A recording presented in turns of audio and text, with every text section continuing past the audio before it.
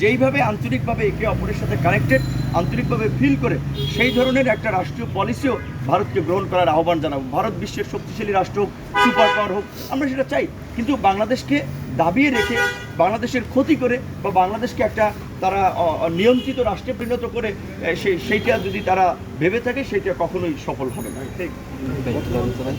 বর্তমান সরকারের যে সময় ছিল, রাজনৈতিক দলের ভিতরে আমরা বিভক্ত দেখছি। এক গ্রুপ বলছে যত সময় দরকার সংস্কারের সময় নেন, এক গ্রুপ বলছে দ্রুত নির্বাচন, এবং জনগণের দিক থেকেও আমরা দেখতে পাচ্ছি তারা বলছে যে বর্তমান সময় যতটুকু মানে সরকার যতটুকু সময় দরকার সেটা নিয়ে তারা সংস্কার হচ্ছে। ওই প্রেক্ষিতে আপনারা কি না, আজকে আমরা যেটা ওই বিদেশিদের মিটিংয়েও কিন্তু একই কথা বলে যে তোমরা এই সরকার কতদিন থাকবে, বিকজ একটা অনির্বাচিত সরকারের সাথে কিংবা একটা আনস্টেবল গভর্নমেন্টের সাথে কিন্তু ফরেন ইনভেস্টররা, বিদেশিরা আপনার কাজ করতে খুব একটা স্বাচ্ছন্দ্য বোধ করে না।